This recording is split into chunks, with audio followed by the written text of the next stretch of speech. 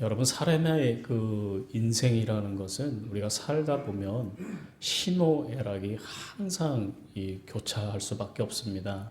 그래서 우리가 기쁨이 있는 반면에 노여움이 있을 수밖에 없고, 슬픈 일이 있는 반면에 우리가 항상 즐거운 일도 있습니다. 저는 이제 50을 넘긴 인생을 이제 살아왔습니다. 그 인생을 내가 지내오면서 여러분들 같은 경우에는 어떠한지 모르겠지만, 기쁨의 그 일은 우리가 금세 잊어버리고 감사하지 못하면서 살아갈 때가 많음을 고백합니다. 그렇지만 이 슬픈 일이라는 것은 항상 우리가 머릿속에 각인하고 우리가 살아왔던 경우가 너무나 많습니다. 그리고 여러분, 우리는 이 슬픈 일이 있을 때마다 여러분들께서는 어떻게 했습니까? 더 하나님을 찾고 의지하면서 왔습니다. 그때마다 하나님께서는 우리들에게 참 많은 위로를 주셨습니다. 여러분들에게 한번 물어보고 싶습니다. 여러분들은 슬픈 일을 닥쳤을 때 여러분들의 경우는 어떠했습니까? 하나님을 더 찾고 하나님을 더 의지하고 또 하나님의 더 큰 위로를 느끼면서 살아왔습니까? 오늘의 본문 배경은 이 솔로몬이 이방신을 섬긴 범죄로 인해서 이 12지파가 이 형성되어 있던 이스라엘이 북이스라엘과 남이스라엘로 나뉘게 되었습니다. 그래서 북이스라엘에는 11개 지파가 남게 되었고 남유다에는 1개 지파만 남습니다. 그래서 BC 722년경에 이스라엘 주변국인 아수르가 강대국으로 성장을 하여서 주변 나라를 정복해 나가는 그 정복 전쟁이 그때 한참이었습니다. 그때 북이스라엘은 아수르에 의해서 멸망을 당하게 되고, 그 후 남유다는 BC 550년경에 바벨론의 느부갓네살에 의해서 멸망을 합니다. 이사야서는 본문 40장 이후부터는 남유다 멸망 후에 바벨론의 포로기를 다루고 있습니다. 이 바벨론의 느부갓네살에 의해서 멸망한 유다는 멸망 당시에 성전이 철저하게 파괴되었고, 또한 최하위 빈민층을 제외하고는 제사장들과 고위직에 있던 모든 사람들은 다 살해를 당하고, 아니면 그들이 다 평민으로, 또한 그들 모두를 포로로 끌고 가는 일들이 발생하게 됩니다. 그때 여러분 한번 생각해 보십시다. 여러분들께서 남유다 백성이었다면 그 남유다 백성의 삶이 얼마나 고달프고 고통의 세월이었겠습니까? 그런데 유다의 그 고난과 고통은 왜 이런 일이 발생됐느냐? 그들이 하나님의 말씀에 불순종하고 우상주의에 빠졌기 때문이었고, 또한 그 원인을 깨닫고 회개를 하면 하나님께서는 고난과 고통에서 건져주신다는 것을 전혀 알지를 못했습니다. 그 가운데 우리가 읽었던 본문 41장 1절로 7절은 포로기의 유다 백성의 고난 가운데 어떤 내용이냐면, 하나님께서 그들을 위로하는 내용에 대해서 알려주는 겁니다. 여러분, 우리가 이 시간에 유다 백성의 그 바벨론 포로기 가운데 위로하시는 그 하나님의 말씀을 한번 우리가 한번 상고해 보십시다. 여러분, 하나님의 첫 번째 위로는 43장 1절 하반절에 나타납니다. 너를 지명했다라는 겁니다. 이 내용은 하나님께서는요, 우리들에게 고난을 주시기는 하지만 항상 우리를 잊지 않고 계시다는 겁니다. 이사야서 49장 14절로 16절은 이렇게 알려줍니다. 오직 시온이 이르기를 여호와께서 나를 버리시며 주께서 나를 잊으셨다 하거니와 여인이 어찌 그 젖먹는 자식을 잊겠으며 자식이 태에서 난 아들을 궁휼히 여기지 않겠느냐. 그들은 혹시 있을지라도 나는 너를 잊지 아니할 것이라. 내가 너를 손바닥에 새겼고. 너를 잊지 않고 손바닥에 새겼다는 것은요, 이것을 우리가 직역해서 해석을 해보자면 너의 그 고난을 하나님께서는 결코 잊지 않고 그 고난에서 너를 건져준다는 의미이기도 합니다. 또한 손바닥의 그 표현은 어떤 의미를 지니고 있냐면 너와 항상 가까이 있다는 의미이기도 합니다. 여러분, 이 손바닥의 그 원어를 보면은 이 히브리어로 카파임이라고 기록되어 있습니다. 근데 이 카파임이라는 것은 고대 근동에서 노예의 그 이름을 주인의 손에 기록한다는 뜻을 지니고 있습니다. 그래서 고대 사회에서 노예들은 이 손에다가, 노예의 이 손에다가 주인의 그 이름을 기록하는 것을 의미합니다. 그래서 카파임은 유대 백성의 이름을 하나님의 손에다가 기록해서 너를 잊지 않겠다는 표현인 겁니다. 여러분, 지금 우리가 세상에 이제 굉장히 그 문명의 이기를 많이 우리가 누리면서 살아가지 않습니까? 그래서 요즘엔 도리어 적는 것이 요즘에는 익숙하지 않는 그런 우리가 지금 사회를 살아가는 것이기도 합니다. 그래서 여러분, 우리가 한번 가만히 보세요. 50대부터 해서 60대 이런 분들을 한번 보세요. 글씨 필기체를 한번 보세요. 어때요? 글씨체가 그래도 나름대로 깨끗하고 잘 써요. 근데 요즘에 여러분 그 초등학생들이나 중학생들이나 고등학생들의 여러분 글씨체를 한번 보셨습니까? 이게 정말 글씨체가요. 뭐라 그렇게 표현해야 될까요? 엉망이에요, 엉망. 우리 지방에서도 30대 목사님도 있고 40대 목사님도 있는데 글씨의 필기체를 보면 정말 글씨를 못 씁니다. 왜 그렇습니까? 그만큼 필기하는 것에 이제 익숙치 않기 때문에 그래요. 다 한글 타자오라를 치든지 아니면 우리 핸드폰에 이 자판에 익숙해져 있기 때문에 그렇습니다. 그런데 우리가 생각을 해보십시오. 우리가 요즘에는 기억을 다 핸드폰에 이렇게 기록들을 하고 있지만 예전에 같은 경우에는 여러분 어땠습니까? 다 우리가 종이에다가 기록을 하든지 아니면 여러분 잊어버리지 않기 위해서 어떻게 했습니까? 저는 기억나는 게요. 손에다가 저는 적어가지고 그러면서 그 생각을 안 날 때 그걸 보고 생각했던 경우가 많습니다.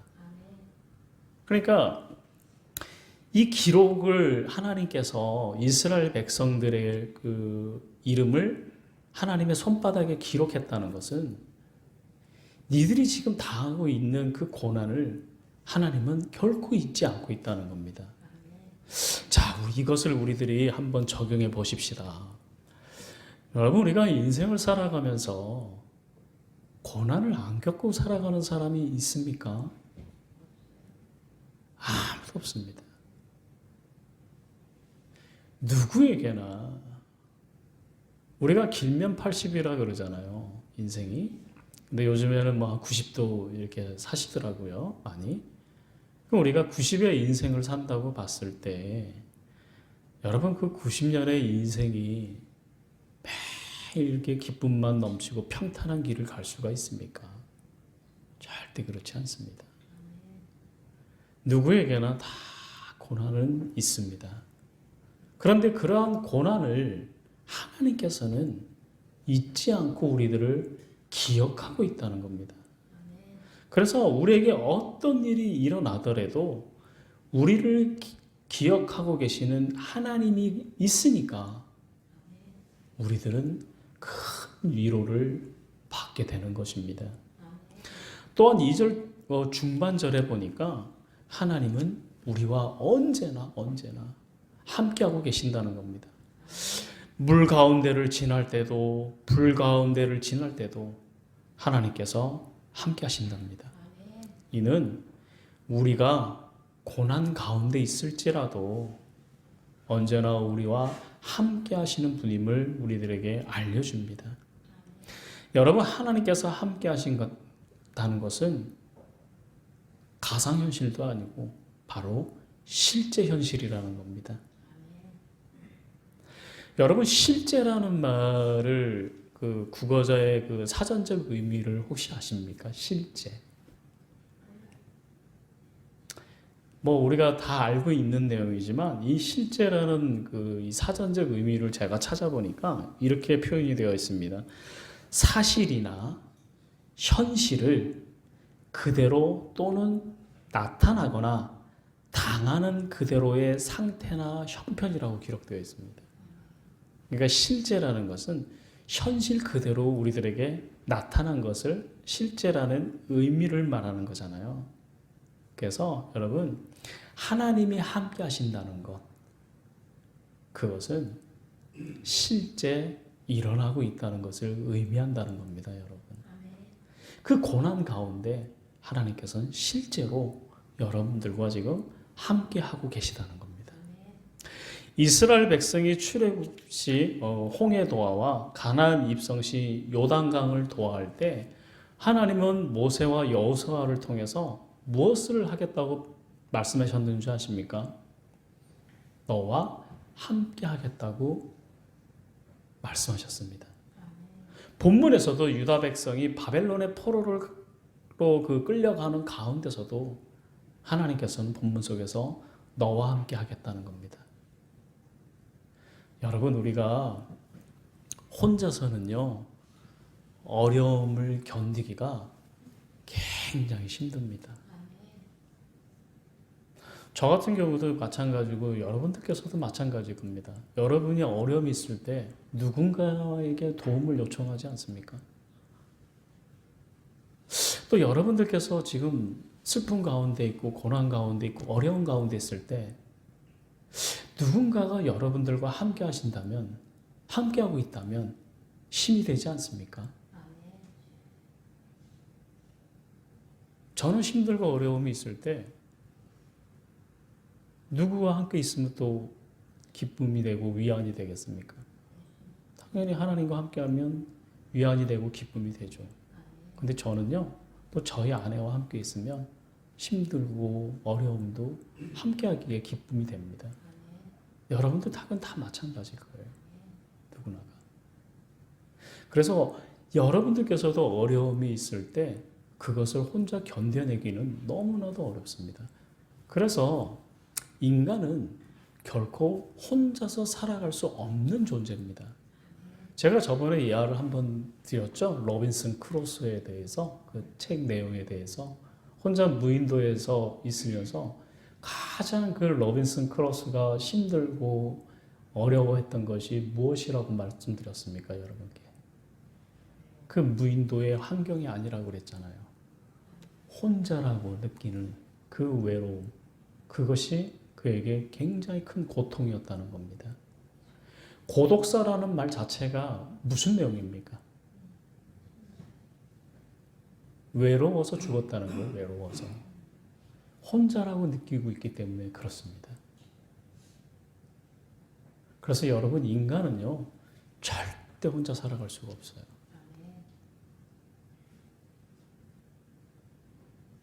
그래서 한번 이런 것을 제가 검열해 보고 싶어요. 우리 교회는 지금 청년들이 없는데, 저는 청년들이 이제 요즘에 보니까 독신으로 살겠다는 그런 청년들이 의외로 많더라고요. 제가 보면.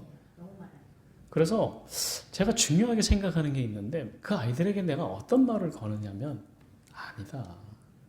절대 혼자 살면 안 된다.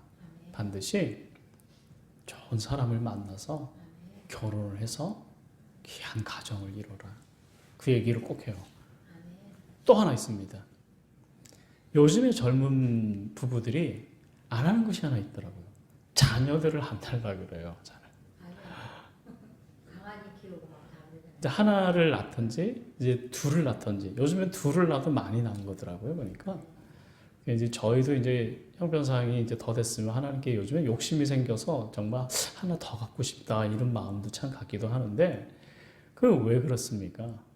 하나를 낳겠다는 게 힘들기 때문에 그러잖아요. 그런데 그렇지 않아요. 가정이 있고 자녀가 있고 자녀가 하나가 있건 둘이가 있던요. 그 아이들이 이 다음에는요.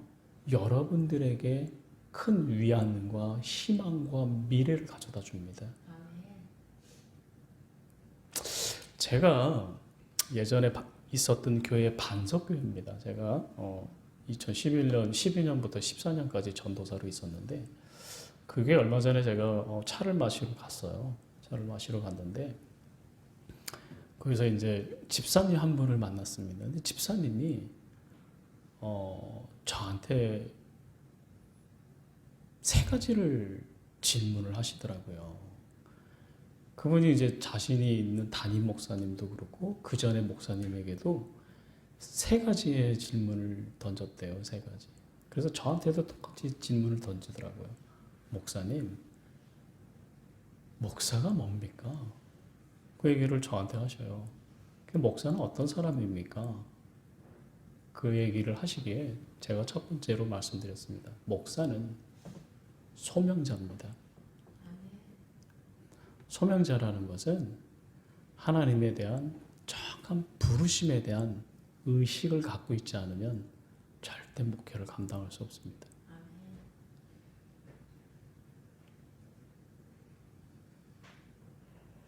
두 번째 그러면 교회는 뭡니까? 그러더라고요. 목사에게.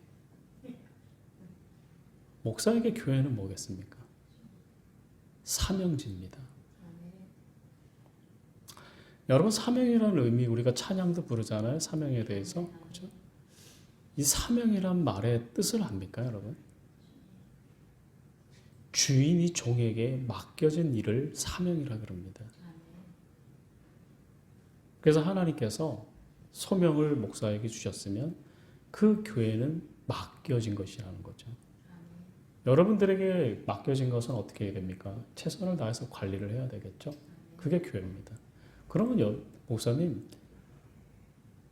목사님들에게 교회는 뭡니까? 그러더라고요. 교회는 뭐겠습니까? 목사에게 기업입니다. 여러분들 찬양에 나의 영원하신 기업 생명보다 귀하다 그러잖아요.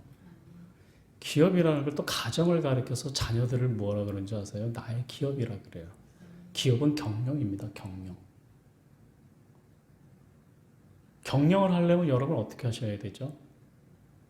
가만히 있으면 경영이 됩니까? 절대 그렇지 않습니다.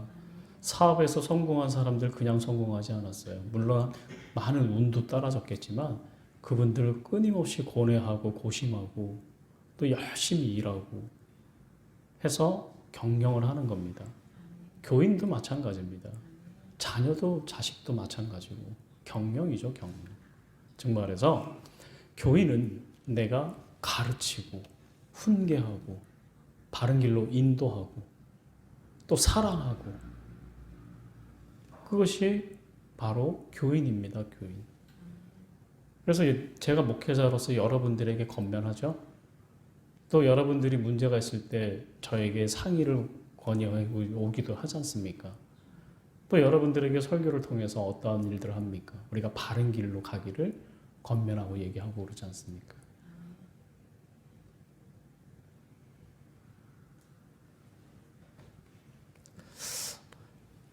제가 지금 말이 헛된 대로 갔는데 이렇게 여러분들 우리가 이 유대 백성이 이 바벨론의 포로 가운데서도 견뎌낼 수 있었던 거 바로 언제나 하나님께서 그들과 함께 해주셨기 때문에 견뎌냈다는 겁니다. 혼자가 아니기 때문에 그 어려움을 견뎌낼 수가 있었던 겁니다. 또한 그 견뎌냄이라는 것은 누군가와 함께하면 그 견딤의 힘이 2배가 됩니다. 여러분 빅터 프랭클의 저자인 죽음의 수용소라는 그 책이 있습니다. 이 내용은 이제 그분이 그 아우슈비츠 수용소에서 겪었던 일들을 기록한 책이기도 합니다. 제가 예전에도 이 책에 대해서 한번 예화를 드렸었습니다. 근데 유대인들이 빅터 프랭클의 그 책인 그 죽음의 수용소에 대한 내용 속에서 보면 여러분 이 아우슈비츠 수용소는 우리가 뭐 실제적으로 가보지는 않았지만 기록상으로 보면 정말 처참하거든요. 여러분 2차 대전 때 학살된 유대인들이 200만 명입니다. 200만 명. 그 중에서 많은 수용소가 있었지만 가장 큰 수용소가 바로 폴란드에 있었던 아우슈비츠 수용소입니다. 처음에는 이 유대인들을 학살하기 위해서 이 독일 나치가 행했던 일은 첫 번째는 총살이었어요. 근데 너무나도 소모가 많이 들어가지 않습니까? 총을 쏴야 되니까.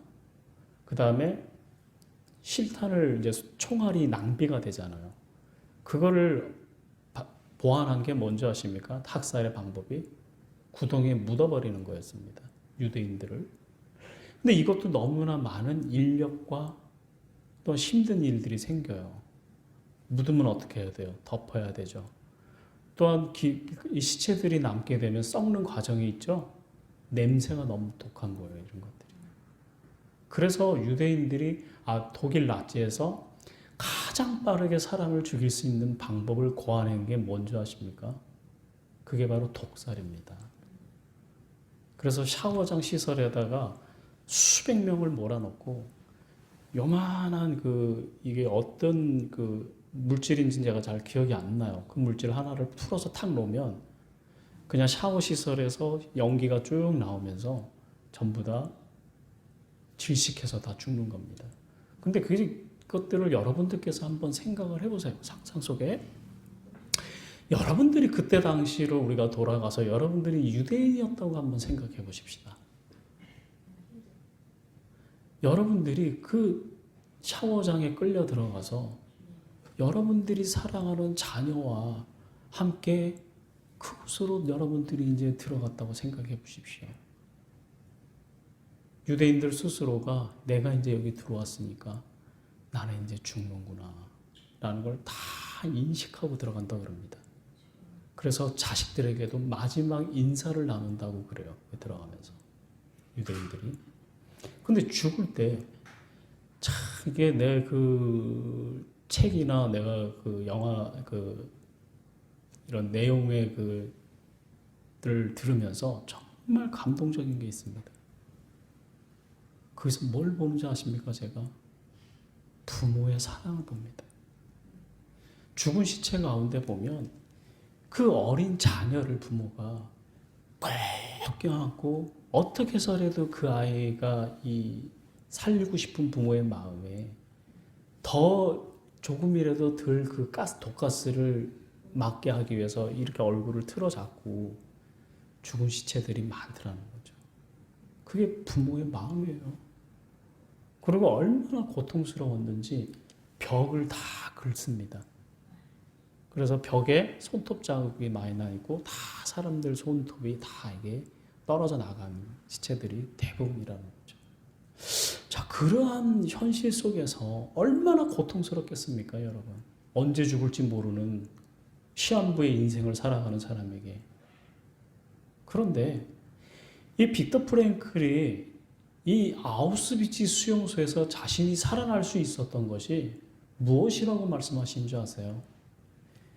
누군가가 함께 해 주었기 때문이라고 고백합니다. 그 누군가는 바로 옆에 있는 동료, 또한 자식이 죽어가고 내 부모가 죽어가는 걸 보지만 그래도 곁에 누군가가 있어준 사람이 있었기에 자신이 버티고 견디고 이겨낼 수 있었다는 거죠. 근데 이분은 유대인입니다. 유대인. 그 책 내용에서는 그렇게 기록되지 않았지만 그는 반드시 하나님께서 자기와 함께 해주고 계셨다는 그 믿음을 잃지 않고 살아갔을 겁니다. 마태복음 28장 20절에 이렇게 증거합니다. 내가 너에게 분부한 모든 것을 가르쳐 지키게 하라. 볼지어다 내가 세상 끝날까지 너와 항상 함께 있으리라 하시니라. 세상 끝날까지는, 이 끝날은 헬라어로 쉰테레이아스라고 기록되어 있어요. 이것은 끝날이라는 것은 어떤 날을 말하느냐? 세상의 종말을 말합니다. 그리고 항상이라는 그 말은 이 헬라어 언어 성경에 파타스타스 헤레마스라고 기록되어 있습니다. 이 말씀은 신약 성경 전체에서 마태복음 28장 28절에만 이 내용이 나옵니다. 파타스 타스 헤메라스. 이 말은 무슨 말이냐면 모든 날의 전체를 말해요. 모든 날. 그래서 이것은 우리가 현재 살고 있는 각 날, 장래, 미래까지 다 포함됩니다. 이 항상이란 말은. 근데 하나님께서 이 끝날도 제가 말씀드렸죠. 역사의 종말, 세상이 끝나는 그 날까지 지금의 현재도 앞으로의 미래도 변함없이 우리와 함께 하고 계시는 분이라는 것을 우리들에게 알려주는 겁니다. 지금 우리가 이 예배하는 자리에 하나님께서 함께 하십니까? 함께 안 하십니까? 함께 하고 있습니다. 여러분들의 가정에서 하나님이 함께 하고 계십니까? 함께 안 하고 계십니까? 함께 하고 계십니다. 여러분들께서 어디 있든지 함께 하고 계시는 분임을 결코 잊지 마십시오. 그 하나님이 지금 우리도 함께 하시는 것을 우리가 믿고 있다면 우리들에게 닥칠 그 고난도 이겨내지 못할 이유가 여러분 어디에 있겠습니까? 자, 마지막입니다. 중요한 것은 어려움이 와도 사람이 지켜야 할 것이 있어요. 그게 뭐냐?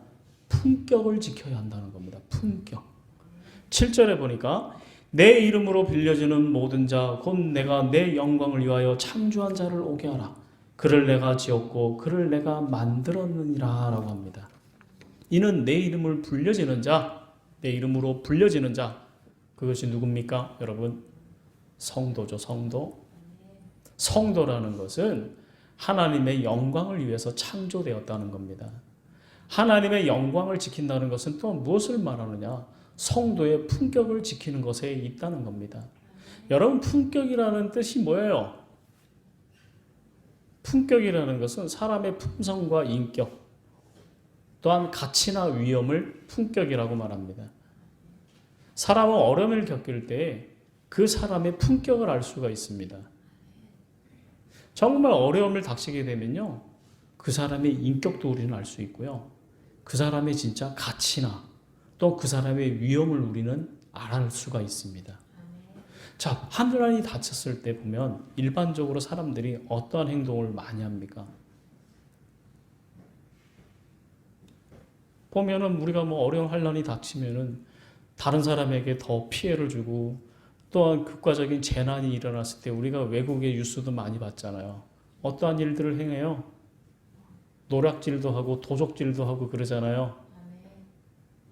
그 사람의 뭘 알 수 있습니까? 인격과 그 사람의 품격을 알 수 있잖아요. 사람됨을 우리가 볼 수가 있잖아요. 똑같다는 거예요, 이게.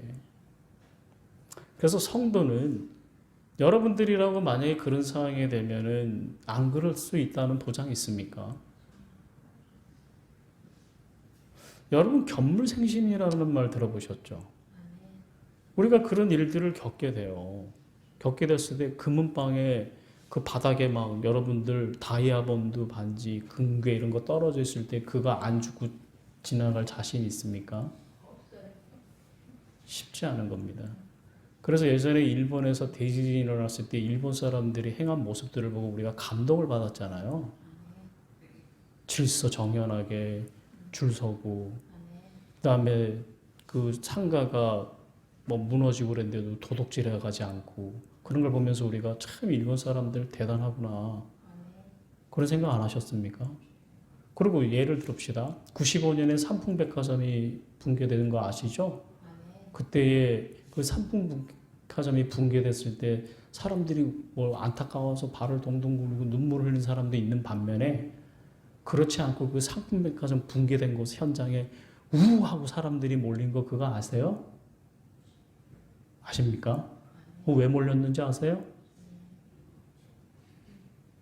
아세요? 훔쳐가려고 모였어요. 상품 백화점이 붕괴돼서 거기에 막 백화점 물건들이 쏟아져 내려올 거 아니에요. 그거 챙겨가기 바빴어요. 여러분들 같은 경우에 그 사람들이 사람으로 보이겠어요? 저건 사람이 아니죠. 그 안에 누군가가 갇혀 있고 지금 죽음에 있다는 것을 여러분들께서 한번 상상을 하고 생각을 해보십시오. 그 가운데 여러분이 살아가는 자녀가 그 백화점 안에 지금 붕괴된 현장에 있다고 상상을 해보십시오. 그런 상황에서 여러분들 그 도둑질을 하고 있는 사람들의 이 인간으로 보이겠어요? 그렇지 않겠죠? 똑같다는 겁니다. 인간의 모습이 그래요. 그래서 우리가 어려운 일을 겪어볼 때 그 사람의 인품과 성품을 우리는 알 수가 있어요. 그래서 성도는요, 이 어려움을 겪을 때마다 더 이런 가치와 인격을 볼 수 있기 때문에 우리들은 성도로서 그 품격을 어려움이 있을 때 더 잘 지켜야 된다는 거죠.